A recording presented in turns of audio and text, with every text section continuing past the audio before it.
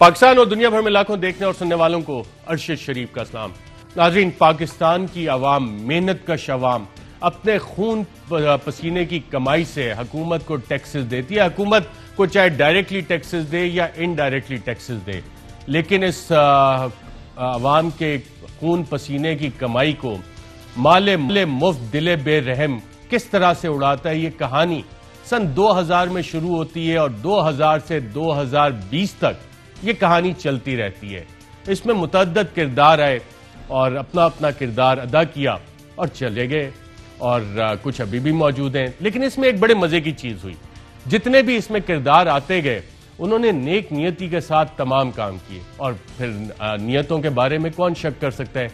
लेकिन कानून में यह बात हमेशा बताई जाती है कि जनाब, नियत चाहे आपकी जितनी भी अच्छी मर्जी हो, जो आपके काम होते हैं, जो आपके एक्शंस होते हैं, अच्छाई या बुराई का फैसला तो उसी के ऊपर होगा। और सेलमन जूरिस्प्रूडेंस में तो यह बाकायदा लिखा हुआ है कि even the devil doesn't know what is in his mind, कि शैतान को भी नहीं पता होता कि उसके दिमाग में क्या है। तो इसलिए किसी की नीयत पे जजा या सजा का फैसला नहीं हो सकता, उनके कामों से फैसला होता है। और जब हम सन 2000 से लेके 2020 तक काम देखते हैं तो पता लगता है कि बहुत से बड़े बड़े लोग, अब पता नहीं इन सीटों के अंदर क्या होता है, वो सारे के सारे गुड इंटेंशंस, नेक नियति के साथ काम करते हैं। लेकिन इस नेक नियति में हमें पता यह लगता है कि जो पाकिस्तान के गरीब आवाम है, उनके खून पसीने की कमाई बेदर्दी के साथ लुटाई जाती है। और फायदा किसका होता है? फायदा यकीनन बड़े बड़े लोगों का होता है। उन बड़े बड़े लोगों का फायदा होता है जो कि फैसले कर रहे होते हैं, और अवाम को बेवकूफ बनाने के लिए हर दौर में नई दलीलें निकाल ली जाती हैं। और नई दलीलें निकालते भी हैं, उसमें लतीफ़े भी बहुत सारे हैं, कुछ पंजाबी के हैं, कुछ उर्दू के लतीफ़े बहुत सारे हैं। वो ऑन एयर तो मैं आपको सुना नहीं सकता, लेकिन जो जानने वाले वो यकीनन समझ जाएंगे कि नियतों के हवाले से जो लतीफ़े बने हुए हैं, वो बाकायदा तौर पे जो हमारी आवाम के साथ होता है, ये बड़े बड़े लोग लतीफ़ा समझ के वही काम करते रहे, बेवकूफ़ है। और शायद उनको इतना मार्जिन देना चाहिए कि हम सबको वो समझें कि हम बेवकूफ़ हैं, क्योंकि सदियों से ये खित्ता जो है, इस पे कहीं ना कहीं से बाहर से हुक्मरान आके हुक्मरानी करते रहते हैं, और हमारी बेसिकली जो जहनियत है वो गुलामाना जहनियत है। डंडे के जरिए हम लोग चलते हैं, हम लोग जमीनी खुदा बना लेते हैं, इंसानों का हम कल्ट फॉलोइंग पे चले जाते हैं, लेकिन जो रूल ऑफ लॉ है उसको साइड पे कर देते हैं। बड़े बड़े लोग जो ताकत के नशे में आते हैं, मैंने जो कहा है वही कानून है, वही कानून इसलिए है कि मेरी नीयत बहुत अच्छी है। और ये सिलसिला हम देखते हैं 2000 से लेकर 2020 तक चलता आ रहा है। इस सब में इन सब ने माल बनाया, और नुकसान किसका हुआ? नुकसान सिर्फ पाकिस्तान की आवाम का हुआ। अब कहानी पे नाज़रीन आ जाते हैं, ब्रॉडशीट की कहानी। इस पे आज हुकूमत ने एक तो कल बहुत अच्छा काम किया था, काफी सारे डॉक्यूमेंट्स पब्लिक कर दिए थे, बहुत अच्छी बात है। लेकिन आज गोंगलुओं से मिट्टी झाड़ने के लिए, मामले को कवर अप करने के लिए एक मिनिस्ट्रियल कमेटी बना दी है। और मिनिस्ट्रियल कमेटी में लोग तो बहुत ही अच्छे हैं, उनकी क्रेडिबिलिटी पे डाउट नहीं किया जा सकता। डॉक्टर शीरीन मज़ारी साहिबा, सेनेटर शिबली फराज साहब, मिनिस्टर फवाद चौधरी साहब, लीगल बैकग्राउंड है उनका, और तीनों अपनी अपनी जगह एक अपनी हैसियत रखते हैं।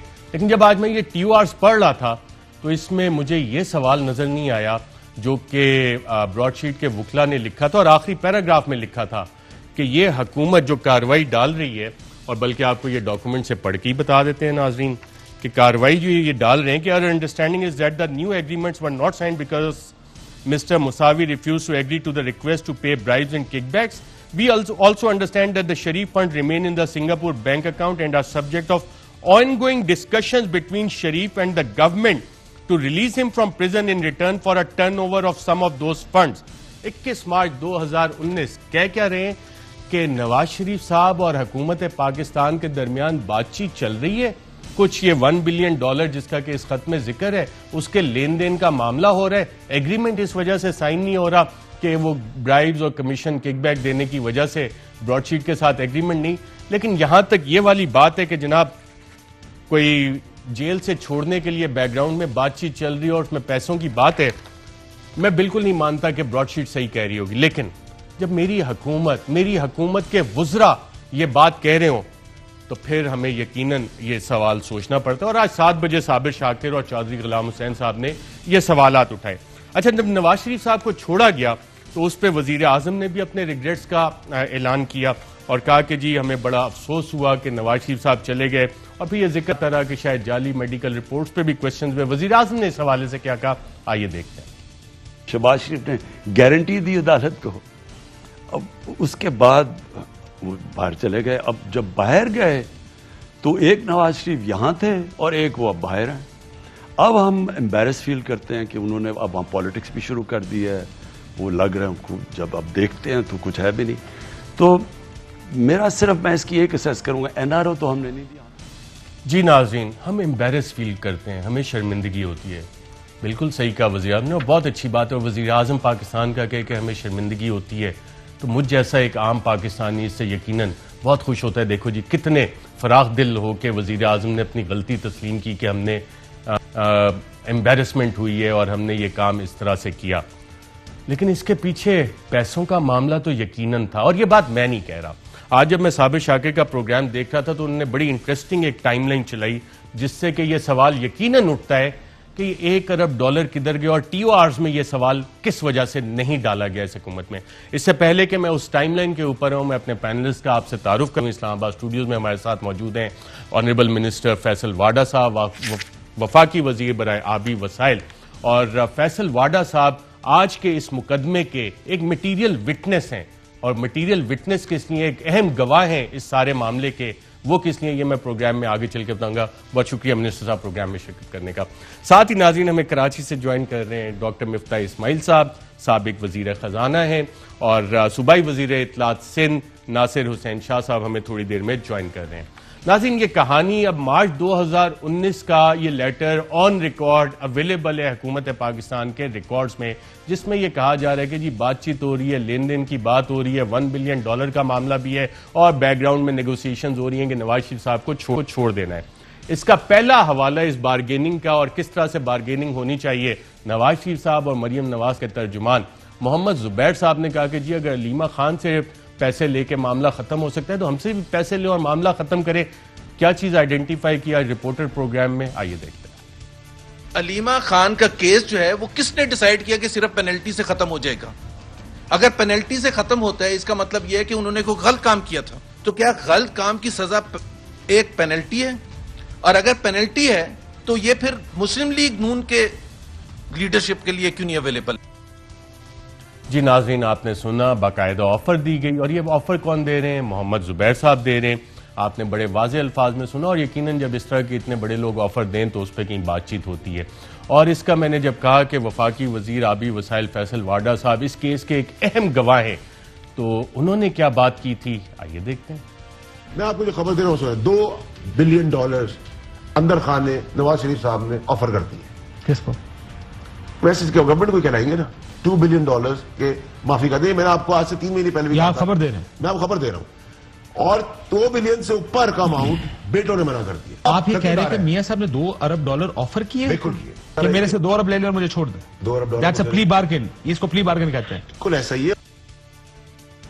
जी नाज़रीन, रिपोर्टर प्रोग्राम में यह भी चलाया था साबिर शाकिर और चौधरी गुलाम हुसैन ने, $2 अरब की ऑफर की है कि $2 अरब लो और छोड़ दो, और $2 अरब से ज्यादा बेटे देना नहीं चाह रहे। अब ये $2 अरब क्या हुकूमत पाकिस्तान के अकाउंट में आए, या जो कट और कमीशन की बात हो रही है वो कट और कमीशन लेके बैकग्राउंड डीलें हुई, और हमें बताया जाता है कि जी वी फील एम्बेरस। और पूरी वफाकी काबीना, जिसमें 3 ऑनरेबल एक्सेप्शन थी, 2 या 3, एक फैसल वाडा, फवाद चौधरी और शायद गालिबन मुराद सईद, 3 बंदों ने अपोज किया था। बाकी सब ने हाथ और पैर उठा के कहा था नवाज शरीफ साहब को जाने दें, और हमें बताया जाता है कि जी एम्बेरसमेंट हुई थी। चलें खैर, फवाद चौधरी साहब जिन्होंने भी अपोज किया था, क्योंकि अब शायद ये नॉलेजेबल मिनिस्टर्स हैं, मिनिस्टर फैसल वाडा साहब, फवाद चौधरी साहब अब जिस कमेटी में, मिनिस्ट्रियल कमेटी में बैठ गए गोंगलों से मिट्टी झाड़ने के लिए, और मैं ये भी बताऊंगा कि क्यों ये गोंगलों से मिट्टी झाड़ेंगे। एनआरओ के हवाले से फवाद चौधरी ने क्या कहा, जो रिपोर्टर प्रोग्राम में चलाया गया, आइए देखते हैं। अब एनआरओ का जो मामला है, मैंने जिस तरह से अर्ज किया, आपकी तारीख है, और यकीनी तौर के ऊपर आपको नहीं पता होगा, लेकिन आपके बड़े अब भी बात कर रहे हैं। किसके साथ कर रहे हैं? बताए ना, ये बताते हर बात टेलीविजन पे नहीं बता सकते। जी नाज़रीन, आपने देखा वफाकी वजीर फैसल वाडा साहब, टाइमलाइन आप मैच करते हैं, उस लेटर तक आते आते सारी टाइमलाइन मैच कर रही है। कह रहे हैं कि जी आपके बड़े बातचीत कर रहे हैं, अब किससे बातचीत हो रही है वो मिनिस्टर साहब ने नहीं बताया। तो अब जिस मिनिस्ट्रियल कमेटी का हिस्सा है, क्या उसमें इस सवाल का जवाब हमें मिलेगा कि किससे बातचीत हो रही थी, कौन कर रहा था? और अब जो कट का मामला है, और कोई छोटा अमाउंट नहीं, मिनिस्टर साहब ने 2 बिलियन की बात की थी, $1 बिलियन हमारे पास इन राइटिंग यहां पे लिखा हुआ आ गया है। वजीर आजम भी $1 बिलियन की बात कर रहे। और इस हवाले से जो बात हुई थी, जब डील चल रही थी, तो 7 बजे के प्रोग्राम में साबिर शाकिर और चौधरी गुलाम हुसैन ने क्या बात बताई थी, डेट भी आप नोट करें नाज़रीन, और बात भी जरा नोट करें। वाकईतन बातचीत चल रही थी और ये बात फिर हमने खुद अपने प्रोग्राम में बताई 28 अगस्त 2019 को। अच्छा, मैं आपको एक ब्रेकिंग न्यूज़ शेयर करते हैं, और ख़ास तौर पे खुशखबरी है मुस्लिम लीग नवाज के कारकुनों के लिए कि नवाज शरीफ साहब कुछ अरसे के बाद चंद हफ्तों में, और चंद हफ्तों से मुराद ज़्यादा से ज़्यादा 2-3 महीने कर लें आप, बाहर आ जाएंगे। अच्छा, नवाज शरीफ साहब, प्ली बार्गेन हो गई है, फाइनल बातचीत चल रही। नाज़रीन, ये इंतहाई अहम बयान है जो 28 अगस्त 2019 को ऑन एयर हुआ, और नवाज शरीफ साहब नवंबर में बाहर जाते हैं। प्लेटलेट्स का मामला इसके बाद शुरू होना है। वो रिपोर्ट्स, प्लेटलेट जिस पे हुकूमत ने आज भी कोई कमेटी नहीं बनाई कि जनाब के क्या वो रिपोर्टें सही थी नहीं थी, लेकिन साबिर शाकिर ने ये बात 28 अगस्त को बता दी थी कि ये मामला चल रहा है, आखिरी राउंड में चीजें, और अगले 2-3 माह में चले जाएंगे। और एग्जैक्टली उसी टाइमलाइन के मुताबिक फिर हम सबको बताया गया कि जनाब वफाकी काबीना को इतनी हमदर्दी हो गई कि नवाज शरीफ साहब को जाने दिया गया। और किसी ने वो $2 अरब जो वफाकी वजीर फैसल वाडा ने जिक्र किया था, जिस डील का फवाद चौधरी साहब जिक्र कर रहे थे, उसके बाद वो जिक्र नहीं आया। फवाद चौधरी साहब ने फिर एक और सवाल, जब रिपोर्टर्स ने ये सवाल करना शुरू किया कि ना ये सौदा कितने में हुआ, तो फाइनेंस मिनिस्टर हफीज शेख साहब, क्योंकि सरकारी खजाने में तो पैसे आए नहीं, अगर पैसे ये डील हुई है, अगर डील हुई है, जिस $1 बिलियन का जिक्र किया है, वो यकीनन किसी के पर्सनल अकाउंट में जाएंगे। और हफीज शेख साहब फाइनेंस के एडवाइजर, उन्हें तो ये पता है कि जनाब अकाउंट्स में तो आने नहीं है सरकारी खजाने के, तो बेस्ट पर्सन उस वक्त कौन इसका जवाब देगा? उन्होंने क्यों ये बात की, आइए देखते हैं। फिर जनाब मामला शुरू हुआ कि पैसे कितने दिए जाएंगे, कैसे दिए जाएंगे, कितने दिए जा रहे हैं, सौदा कितने में हो रहा है। सवालात आना शुरू हो गए मार्केट में, मीडिया मार्केट में, और फिर एक प्रेस टॉक में सवाल भी किया गया वफाकी वज़रा से, लेकिन चूंकि वफाकी वज़रा टेक्नोक्रेट थे, वो समझते थे कि उनका एक एक लफ्ज़ कल को क्या मतलब निकाल सकता है या उनके लिए क्या मसाइल पैदा कर सकता है। पीटीआई के लोग हैं, वो ये कह रहे हैं कि नवाज शरीफ साहब के साथ जो डील हुई है, वो ये कहते हैं कि $10 अरब वो लेके जा रहे हैं, कोई कहते हैं $20 अरब, कोई कहते हैं $25 अरब। आप वज़ीर खजाना है, आप बताएं कि कितने $अरब में डील हुई है? अभी आखिरी सब सवालों के जवाब पता है कौन देगा? शब्बर ज़ैदी। जी नाज़रीन, और कितनी स्माइलिंगली हफीज शेख साहब ने कहा शब्बर ज़ैदी जवाब देंगे। शब्बर ज़ैदी इसलिए जवाब देंगे कि FBI चेयरमैन को पता होता है किसके अकाउंट में क्या आ रहे, क्या जा रहे, क्या एसेट्स हैं, किसका लाइफस्टाइल चेंज हुआ नहीं हुआ, किसने गाड़ियां ली, किसने बैरून मुल्क दौरे किए। लेकिन शब्बर ज़ैदी साहब भी इसका बोझ नहीं उठा सके, और इसके बाद उनकी तबीयत नासाज होनी शुरू हो गई। तो इतनी बड़ी इंफॉर्मेशन अगर आ जाए, चेयरमैन FBR को पता हो, तो यकीनन जो उनका पेट खराब हुआ था और फिर उस वजह से उन्होंने इस्तीफा भी दे दिया उन प्रेशर्स की वजह से, वो भी क्या STORs में शामिल होकर बताएंगे कि एडवाइजर साहब कह रहे हैं, शायद वो बताएं। फवाद चौधरी साहब ने भी इस हवाले से एक और बात की, वो क्या थी, आइए देखते हैं। में हमने देखे जो वादे किए थे प्राइम मिनिस्टर साहब ने, हमने इलेक्शनों से पहले कि हम लूटी हुई दौलत मुल्क में वापस लाएंगे, तो इंशाल्लाह उसकी किस्तें आना शुरू हो गई हैं। तो ये एक बड़ी खुशकुन बात है, बड़ी अच्छी बात है, और उम्मीद है कि नवाज शरीफ साहब और उनकी जो फैमिली है उनकी भी किस्तें हैं वो जल्दी आ जाए। क्योंकि देखिए, हमें किसी को जेल में रखने का शौक नहीं है, हम तो चाहते हैं जो पाकिस्तान के लोगों का लूटा हुआ पैसा है वो वापस आए। जी नाज़रीन, किस्तें आना शुरू हो गई हैं। अब ये किस्तें किधर आ रही थी, क्योंकि सरकारी अकाउंट्स में तो ऐसा कोई रिकॉर्ड नहीं है कि कोई किस्तें आ रही थी। तो जिस कमेटी के मेंबर हैं फवाद चौधरी साहब, अब ये जवाब देगी कमेटी के वो किस्तें किधर आई, किधर गई, क्या किसी के ज़ाती अकाउंट में गई। हम यकीनन चाहेंगे कि इसका जवाब भी इस कमेटी में आए। फिर मटीरियल विटनेस एक और है हमारे पास, स्टूडियो में भी हैं, फैसल वाडा साहब, जिस कॉन्फिडेंस के साथ इन्होंने कहा कि जनाब मरियम नवाज को नहीं जाने देंगे, उनका नाम ECL से नहीं निकालेंगे, शायद ये कहना चाह रहे थे कि पहली तो डील हो गई और हमें एम्बेरसमेंट भी होगी अब, क्योंकि उसमें पता नहीं अमाउंट इन्वॉल्व था या नहीं था, जिस वजह से इन सारों को शर्मिंदगी भी हुई और सारों ने दो हाथ और टांगें उठा के कहा कि जी जाने दे, एक्सेप्ट फॉर 3 ऑनरेबल एक्सेप्शन जिसका मैंने बताया है।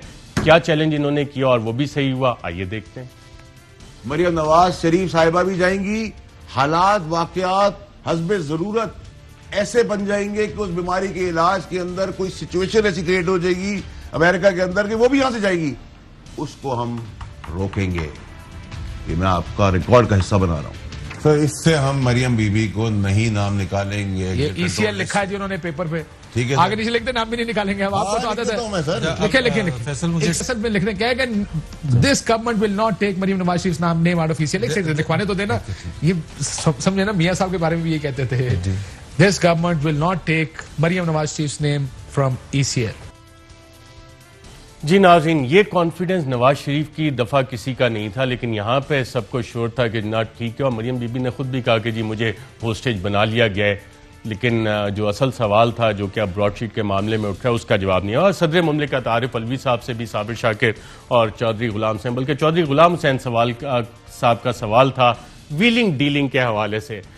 कहका आप भी इंजॉय करें और कैलकुलेट करें कि ये कहका कितने अरब रुपए का है, क्योंकि इसमें फायदा ब्रॉडशीट का भी हुआ है, नवाज शरीफ साहब भी बाहर चले गए, लेकिन वो $1 बिलियन या उसका कट या कमीशन या लिया या नहीं लिया, वो अमाउंट मिसिंग है। और मैं और आप इस कहके को एंजॉय कर सकते हैं जो सदर मुमलिकत डॉक्टर आरिफ अलवी ने लगाया। आइए आप भी हंसिएगा, मैं भी हंसूंगा।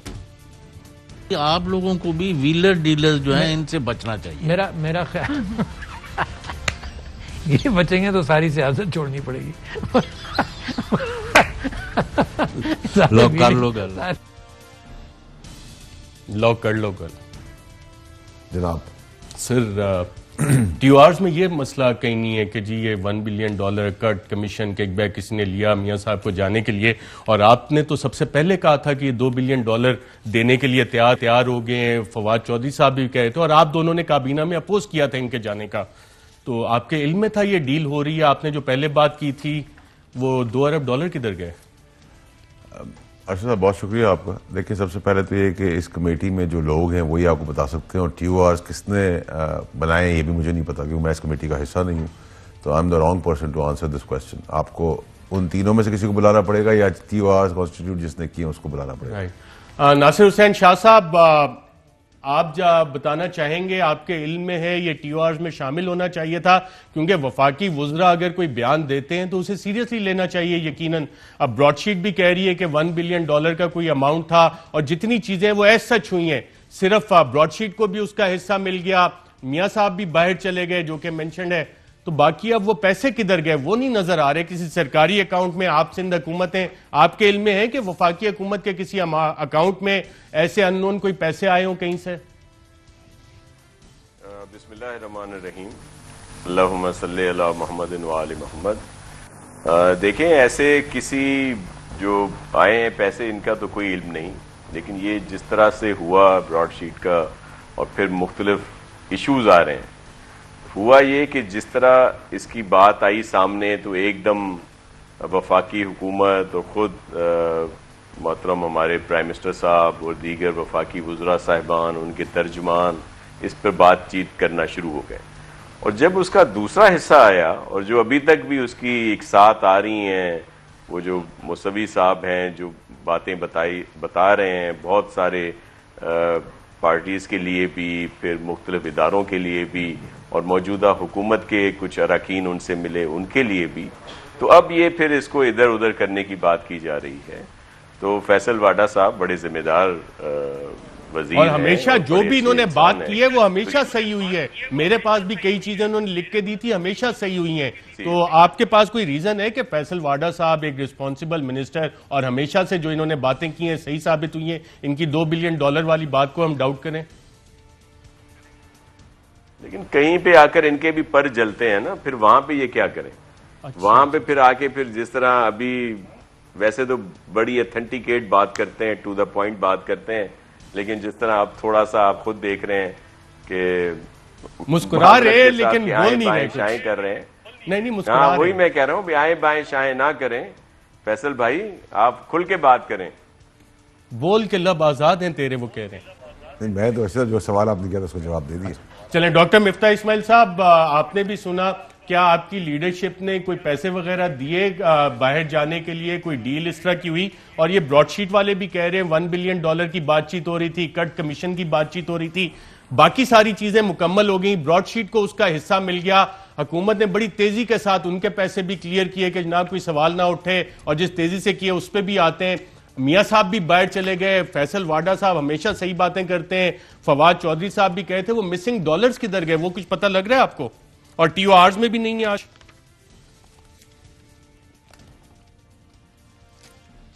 सर शुक्रिया आपका। अशद भाई, ये जो आपने बहुत लंबी थ्योरी करी और बड़ी रिसर्च करी है, आपने इतने सारे क्लिप्स चलाई हैं, लेकिन मैं आपको एक बात ये डिसअपॉइंट करूंगा, ये सर ये प्लेजियरिज्म नहीं है, मैंने सिर्फ कॉपी की है। आप क्योंकि माशाल्लाह PhD डॉक्टर हैं, मैंने वो रिसर्च जिसने की है साबिर शाह के, चौधरी गुलाम हुसैन, उनका रेफरेंस भी दिया है बार बार। नहीं सर, मैं ये कह रहा हूँ कि आपने रिसर्च करी है, आपने निकाला है, और इतनी सारी वो आपने, आपके अदील साहब ने निकाला है, इतनी टेपें चलाई, बड़ा अच्छा वेल रिसर्च शो है। मैं तो तारीफ कर रहा था, मैं खुदा ना खास्ता ना कोई इल्जाम लगा रहा था, आपने तो ऑब्वियसली क्रेडिट दिए चौधरी गुलाम हुसैन को, साबिर शाकिर को, मैं ये नहीं कह रहा। मैं ये कह रहा था कि इतनी रिसर्च करिए, लेकिन मेरे ख्याल से सर ये जो है इसका कोई वो निकलेगा नहीं, इसका नतीजा, इसकी गुजारिश ये है कि ये $1 बिलियन सर, ये जो मुसावी साहब कह रहे हैं, नतीजा होता तो अकाउंट नंबर 1 में होता ना हुकूमत पाकिस्तान के। अगर किसी ने पैसे दिए हैं, अगर हुकूमत पाकिस्तान को पैसे आए तो हुकूमत पाकिस्तान के पैसे सर छुपे नहीं रह सकते वो। अच्छा, और हुकूमत पाकिस्तान के पैसे यकीनन छुपे नहीं रह सकते, डॉक्टर मिफ्ता इस्माइल साहब बता रहे थे। नाज़रीन, यहाँ पे एक वफ़ा लेते हैं, और आप भी सोच, बल्कि जाने से पहले एक दफ़ा फिर सदर मुमलिकत ने जो कहका लगाया था ब्रेक पे जाने से पहले, आपको वो दिखाते हैं, और फिर हम ब्रेक लेंगे। उस कहके के बाद ब्रेक में आप भी हंसिएगा, मैं भी कोशिश करूंगा कि मिनिस्टर साहब के साथ जितनी अच्छी स्माइल इनकी थी, कुछ मैं भी ब्रेक में कहके लगाऊं, और उसके बाद आके मजीद इसमें क्या कार्रवाई हुई उस पर भी बात करेंगे। आइए सदर मुमलिकत के साथ मिलके इस पे कहका लगाते हैं। आप लोगों को भी व्हीलर डीलर जो है इनसे बचना चाहिए। मेरा ख्याल ये बचेंगे तो सारी सियासत छोड़नी पड़ेगी। लोग कर लो कर।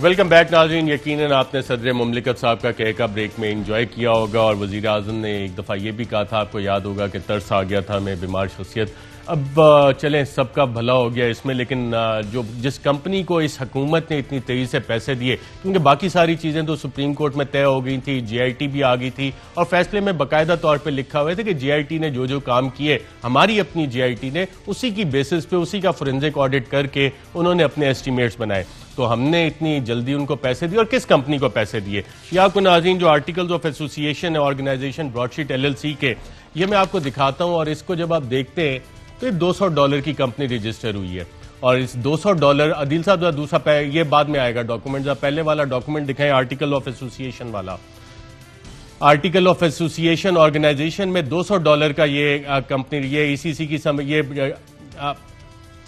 और अदील राजा साहब मेरा ख्याल आगे पीछे आपने, जब तक आप डॉक्यूमेंट नहीं दिखाएंगे मैं आगे जा नहीं सकता अदील राजा साहब, ताकि लोगों को नजर आए कि ये $200 बिल्कुल ये वाला डॉक्यूमेंट। अब इसके अगले सफ़े पे आ जाए आर्टिकल। नाज़रीन, जब 2000 में ये कंपनी बनती है तो ये $200 की, इसके ऑक्सफोर्ड इंटरनेशनल और बर्कशायर $200 की ये कंपनी है। और कावे मुसावी साहब ये कंपनी कितने की लेते हैं? $100 की। ये डॉक्यूमेंट भी अदील राजा साहब जरा दिखा दें प्लीज। $100 की जब ये कंपनी लेते हैं कावे मुसावी, अगले डॉक्यूमेंट पे आ जाए, कावे मुसावी साहब जो कंपनी लेते हैं $100 की, प्लीज अगले डॉक्यूमेंट पे आ जाएं ताकि हम वो दिखा सकें। अब आप लेटर पे आ गए प्लीज, बिल्कुल ये आ गया ना, Kaveh Musavi contributed cash only of £100 only and holds a percentage share of 100। और ये कब इन्होंने काम हुआ, ये डेट आ रही है 29 सितंबर 2017, लेकिन इसकी प्रोसीडिंग्स नाज़रीन शुरू हो गई थी 27 नवंबर 2009 को, जब ये लिक्विडेशन में जा रही थी। और कावे मुसावी साहब में टोटल खर्चा आया $300। और इस $300 के पीछे इस हुकूमत को इतनी जल्दी थी कि नवंबर में ईसीसी में बाकायदा नैब एक समरी भेजती है और जब ईसीसी के पास समरी आती है तो उसमें बताया जाता है कि ना chartered institute of arbitration London में हमारे खिलाफ एक मुकदमा चल रहा है और इस मुकदमे में हमें इतने पैसे देने पड़ेंगे, तो काइंडली इसकी अप्रूवल दे दें। और नैब की समरी आती है, ईसीसी इसको अप्रूव करता है और फिर ये काबीना के पास जाती है और वो काबीना इसको अप्रूव कर देती है। और अपील का फैसला नाज़रीन आना था इसके तकरीबन दिसंबर में ये फैसला आना था, तो तकरीबन 1.25 महीने पहले ये सारी अप्रूवल्स कर दी गई। तो मिनिस्टर साहब आपसे मेरा सवाल है कि क्या आप लोगों को पता था कि ये फैसला आने वाला और हमारे खिलाफ जाएगा और रिकवरी आपने की नहीं, जो कि आर्टिकल्स में था, ना आर्बिट्रेशन में चले, वो तो नून लीग का कसूर हो गया, उन्होंने नहीं उठाया। अपील प्रोसेस तो आपकी हुकूमत में चला 2018 से 2020, आपने भी नहीं कहा कि जी रिकवर हुए नहीं एसेट तो हम क्यों पैसे दें। ये काबीना में बात हुई थी इस हवाले से? टेक्निकली तो जो आप बात कर रहे हैं, बट उससे ज्यादा इंपॉर्टेंट चीज ये है कि हम अफोर्ड नहीं कर सकते थे कि हमारे जो एसेट्स हैं वो प्लेज हो जाएं या उनको अटैच कर दिया जाए। और बहुत सारे नेशनल एसेट्स हैं, उस पर लियन मार्क हो सकता है, आपको इंटरनेशनल लॉ पता है। सो ये वो अंडरस्टैंडिंग है। ये हाईएस्ट पॉसिबल फोरम है कैबिनेट का, पाकिस्तान की गवर्नमेंट का, वहां पे ये पॉइंट डिस्कस हुआ था कि एसेट रिकवर नहीं हुए, तो ईसीसी से ये जो समरी आई है, नैब ने जो समरी भेजी है, तो हम इसको क्यों अप्रूव करें? अगर आप की आसानी के लिए नाज़रीन आपको जो ब्रॉडशीट का एग्रीमेंट है उसका एग्रीमेंट का आर्टिकल 4.1 अगर अदील राज साहब स्क्रीन पे चला दें या पढ़ लें मिनिस्टर साहब, आप मुझसे बेहतर जानते हैं। और इसमें बड़ा वाज़ेह अल्फाज में लिखा हुआ है कि जनाब जब तक NAB and broadsheet agree that any assets recovered as a result of the effort, any assets recovered, और 4.2 में बड़े वाज़ेह अल्फाज में लिखा हुआ है कि जनाब of the said amount 10 recovered amount और एसेट रिकवर होने के बाद और चेयरमैन नैब अप्रूवल करेगा और फिर पैसे देंगे ना। तो एसेट रिकवर कर लिए थे, काबीना में किसी ने ये सवाल उठाया कि एसेट रिकवर हो गए जो हम ये पैसे दे रहे हैं? जो मुझे याद मैं सिर्फ वो पूछना चाह रहा हूं सवाल का। अच्छा, जो मुझे याद है उसमें जो ब्रीफ दिया गया था उसमें यह था कि हमारे नेशनल एसेट्स जो हैं, क्योंकि ये वो पेमेंट्स हैं जो डिलेड पेमेंट्स हैं और ये डिलेड पेमेंट्स मुशर्रफ रजीम से डिले चलती चली जा रही हैं, और इस दौर में जब ये आया है तो हमारे एसेट्स कहीं चले ना जाएं, प्लेज ना हो जाएं या अटैच ना हो जाए, जैसे कोर्ट में होता है खुरकी जिसको आप कहते हैं, उसकी बुनियाद के ऊपर यह फैसला लिया गया। बिल्कुल। नासिर हुसैन शाह साहब, आज जो TORs बने, आप समझते हैं कि जो मिनिस्ट्रियल कमेटी है जिसने बैठ के खुद ये हरीडली अप्रूवल दी, जिसने खुद ये एग्रीमेंट नहीं पढ़ा, जिसने खुद ये सवाल नहीं किया कि जनाब एसेट रिकवर हो गए नहीं हुए और उसके बाद पेमेंट एग्रीमेंट में लिखा हुआ है, वो क्या इस पे हल निकाल सकती है या इस पे जुडिशियल कमीशन सुप्रीम कोर्ट का बनना चाहिए, या क्या आप समझते हैं उसकी भी जरूरत नहीं है? जी बिल्कुल जुडिशियल कमीशन बनना चाहिए, लेकिन मैं आपको अर्ज करूं अरशद शरीफ साहब, ये सारी जो चीजें थी ये तो हिस्सा लेने की थी ना। ये जितनी पेमेंट की गई उसने बताया नहीं, वो मुसवी या जो भी आता है मुख्तलिफ बातें बताता है कि मौजूदा हुकूमत के लोग आए और वो शेयरिंग मांग रहे थे कि 50% मांग रहे थे कि जी आपको तो इतनी बड़ी रकम हम दिलवा रहे हैं और इसमें से हमें आधा दें, इतना दें। तो ये तो सारी फिर यही लगता है कि ये आपस में जो हम वैसे भी हर जगह से आता है कि जी ये न्याजी और नए गठ जोड़ है या और भी बहुत सारे इसमें शामिल हैं, तो ये तो सब इन्होंने बड़ी आसानी से ये सारी वो चीजें देखें, आपकी समझ में ये चीजें आ रही हैं, आप इनको पॉइंट आउट कर रहे हैं, लेकिन जो कैबिनेट में बैठे हुए इतने बहुत सारे अरस्तु, सुकरात और जो बहुत कुछ समझते हैं अपने आप को और कहते हैं कि जी सारी चीजों का हमें इदराक है, हम बड़े ट्रेंड है, हमने बड़ी तैयारी की है इतने सालों से, वो तो आपने देख लिया मुख्तलिफ जो भी, लेकिन इसमें तो सब साफ जाहिर है कि ये सारी चीजें जब वो वजाहत से उसमें मेंशन है कि उसी चीज के पैसे दिए जाएंगे, फीस दी जाएगी जो रिकवर होगी, तो रिकवर क्या हुआ है या क्या यहाँ पे हमारे अकाउंट्स में आई है कोई चीज? हाँ ठीक है, अगर कोई बहुत बड़ी रकम आ जाती है, मिसाल के तौर पर अगर 1 करोड़ निकलते हैं तो वहां पे अगर 10 लाख रुपए भरने पड़ते हैं फीस, 20 या 25 लाख, तो वो तो समझ आती है, बिल्कुल ठीक है, आता है, मानता है, समझ आती है, लेकिन कुछ मिले ही ना और अरबों रुपए हमारे चले जाएं, तो इसके पीछे किसका हाथ है? इसके पीछे किसका हाथ है? डॉक्टर मिफ्ता इस्माइल साहब, आपको समझ आ रही है कि खाया पिया कुछ नहीं, गिलास थोड़ा 12 आने और नैब जब समरी मूव कर रही है ईसीसी को, नैब के पास खुद ये एग्रीमेंट होना चाहिए। पहला सवाल ये आना चाहिए। और मैंने कल भी बैरिस्टर शहजाद अकबर से पूछा, आर्बिट्रेशन में ये सवाल नहीं उठा, अपील में नहीं उठा, जब नैब ने समरी मूव की उसमें नहीं उठा, ईसीसी में नहीं उठा, मिनिस्टर साहब से मैंने पूछा काबीना में उठा। तो ये उसके रिकवरी के बगैर ही ये सारे पैसे रिलीज कर दिए और जिन मिनिस्टर्स ने काबीना में अप्रूव किए वही मिनिस्टीरियल कमेटी बन गई है। तो ये आपको लग नहीं रहा कि कॉन्फ्लिक्ट ऑफ इंटरेस्ट है और ये कमेटी सिर्फ गोंगलुओं से मिट्टी झाड़ेगी? सर देखिए, गुजारिश ये है कि इस पूरे मामले में 2000 से लेकर जो अभी तक 20 साल का जो मामला है, इसमें 2-3 चीज़ें हुई हैं। एक तो ये कि ये हम जो 25 मिलियन 28 मिलियन डॉलर जो हार गए, तो हमने फ़ौरन जाके बैंक में पैसे रखवा दिए। हालांकि हमारे पास तो सॉवरेन इम्यूनिटी होती है कि हमारा एक बात कि हमारे हाई कमीशन के अकाउंट फ्रीज ही नहीं हो सकता जितने पैसे भी रखे हों। नंबर दूसरी कि कभी हमारे हाई कमीशन में $1,00,000 से ऊपर नहीं होते पैसे। अब सच्ची बात बता रहा हूं कि हैंड टू माउथ रहते हैं हमारे हाई कमीशन हर जगह पे। हमारे 150 हाई कमीशन है, अगर हम 10-10 बिलियन भी रखें तो मतलब तो $1.5 बिलियन से ज्यादा हो सकता है। हम इतने पैसे कहां रख सकते हैं? सो ये किसी ने पैसे रखवाए ताकि वो फ्रीज हो, ताकि वो जाए और उसको जो भी उसका वो मुआवजा मिले। एक तो ये बात है।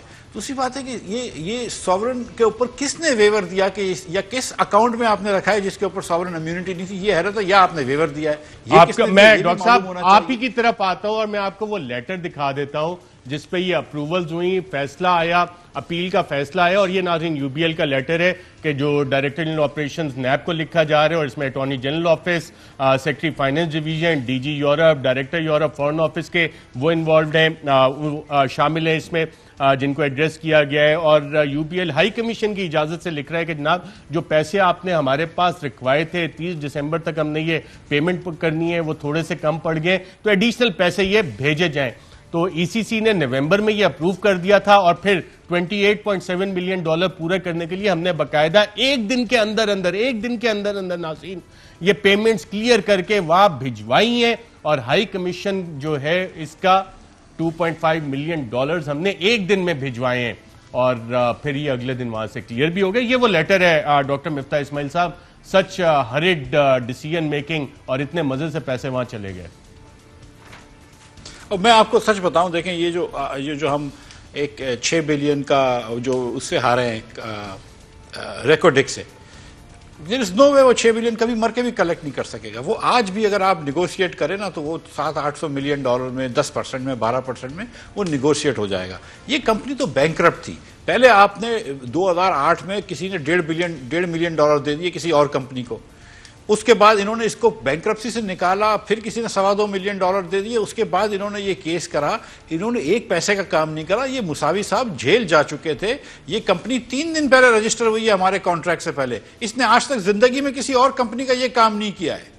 मतलब ये कौन सी एक्सपर्टीज थी इस कंपनी की, ये क्या आप उसने करके दे दिया? वो सब छोड़ दें, इसने तो ये जानबूझ के निकाली बैंकरप्सी से कंपनी। डॉक्टर मिफ्ता इस्माइल साहब, ये एक्सपर्टीज आपके पास है कि $300 लगा के $32 मिलियन आप कमा लें 20 साल में और 78% आपको इंटरेस्ट रेट मिलेगा, 10,666% return on the investment in 20 years. ये बिजनेस मॉडल दुनिया में कहीं और आपको मिला है आज तक?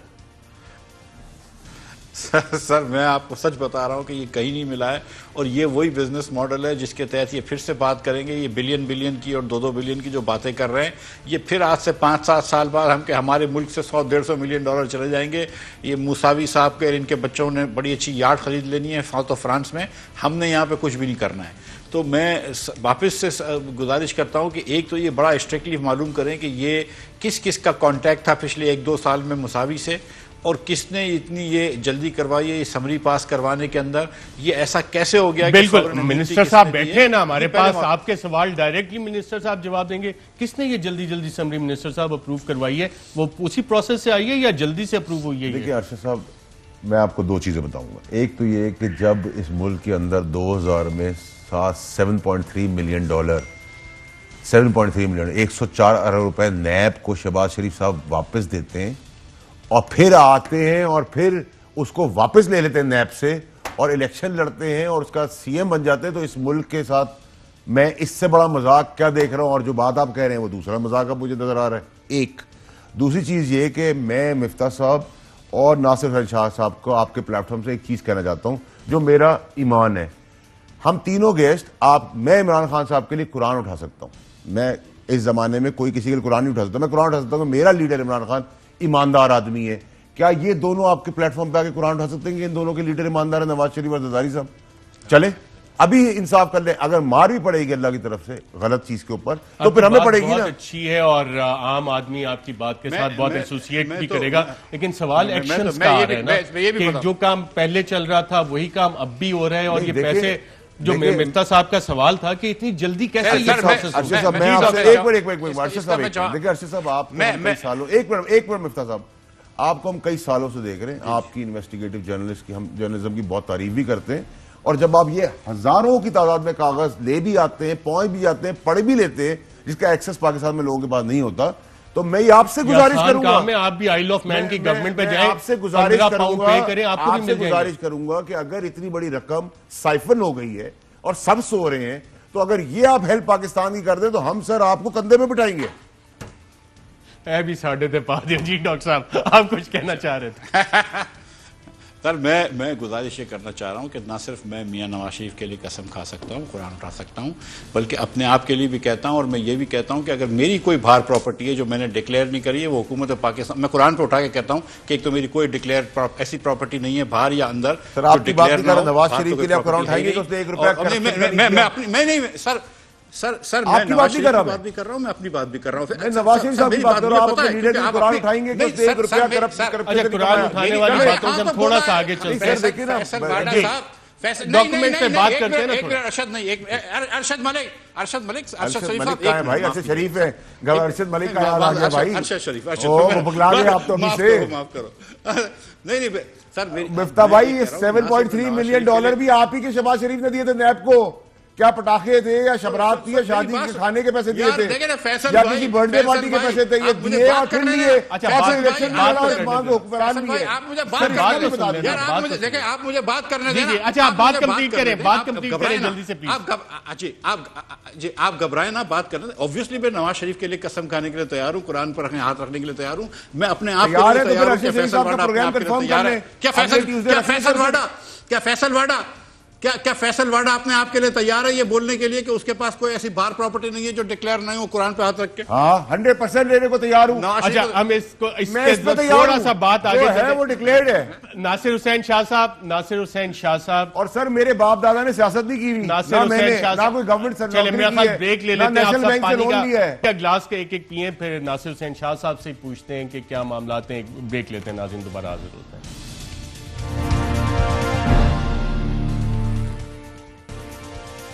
वेलकम बैक नाज़रीन। नासिर हुसैन शाह साहब, आपसे जानना चाह रहा हूं, अब ये मामला आगे चल रहा है, क्या इस पे सुप्रीम कोर्ट जुडिशियल कमीशन बनाएगी? सुओ मोटो काफी अरसे से कुछ नहीं लिया, क्योंकि इसमें सारे ही कहीं ना कहीं हर शख्स इन्वॉल्व है, मुख्तलिफ इदारे इन्वॉल्व हैं, और सुप्रीम कोर्ट शायद वाहिद है जो अभी तक इसमें हमें लग रहा है कि कुछ इंसाफ कर सकती है, ट्रांसपेरेंसी। आप एग्री करेंगे इससे या नहीं? जी बिल्कुल, ट्रांसपेरेंसी होनी चाहिए और उनको नोटिस लेना चाहिए ताकि सब चीज़ें सामने आ सकें। रही बात, अभी फैसल साहब कसम की बात कर रहे थे, तो हम बिल्कुल तैयार हैं कि हमारा लीडर, मेरा प्रेसिडेंट आसिफ अली जरदारी बहुत बेहतर है, ईमानदार भी है, इखलाकियात में भी हर लिहाज से इनके लीडर से बहुत बेहतर है। नहीं। और दूसरी बात, ये कसम अपनी बात कर रहे हैं, हम तीनों कुरान उठाएंगे कि हमारे लीडर ईमानदार है, 1 रुपए की चोरी नहीं की। इनका केस चल रहा था जिसमें इन्होंने हलफनामा जरूर जमा कराया होगा, अब वो भी सामने आने वाला है, तो इनके बड़ी माजरत के साथ अपने भाई से कि इनकी कसम की क्या अहमियत रह जाती है, जहाँ पे 2-2 कसम इनके निकल आए हलफनामे, वो सारी चीजें सामने आ जाएंगी जो भी है। लेकिन हम मेरे आप भाई हैं, मेरे हलफनामे की फिक्र से पहले अपनी फिक्र करें खाने के लिए।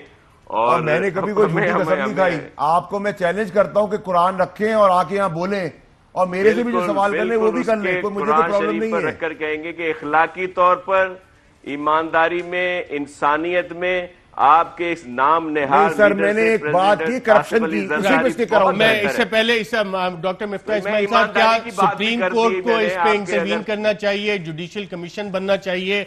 आप लोग एप्लीकेशन देंगे सुप्रीम कोर्ट को कि जी जुडिशियल कमीशन अनाउंस करें इस पे?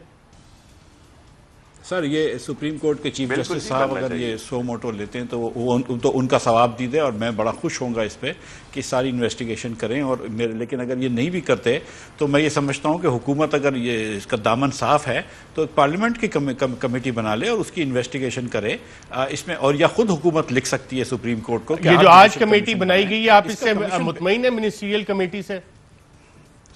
सर आप खुद बताइए अरशद भाई कि आप अपने 3 वज़राओं की कमेटी बना लें। शिबली फराज बहुत अच्छे आदमी हैं, फवाद चौधरी बहुत अच्छे आदमी हैं, बेगम मज़ारी भी बड़ी अच्छी औरत हैं, लेकिन अगर आप अपनी कमेटी बना लें तो ये इंसाफ कैसे हो सकता है? ये तो वैसा इंसाफ है ना जैसे आपने आमिर कियानी ने जब 500% दवाइयों की कीमत बढ़ा दी, आपने उसको निकाल के वो बना दिया। अच्छा चले हम उस चीज पर नहीं जाते क्योंकि मैं सवाल बड़ा फोकस है। मैं मिनिस्टर साहब, क्या जुडिशियल कमीशन इस पे सुप्रीम कोर्ट का बनना चाहिए और आपने अपने ही वुज़रा की कमेटी बना दी तो इंसाफ कैसे होगा? तो अब वुज़रा क्या इन्वॉल्व है क्या?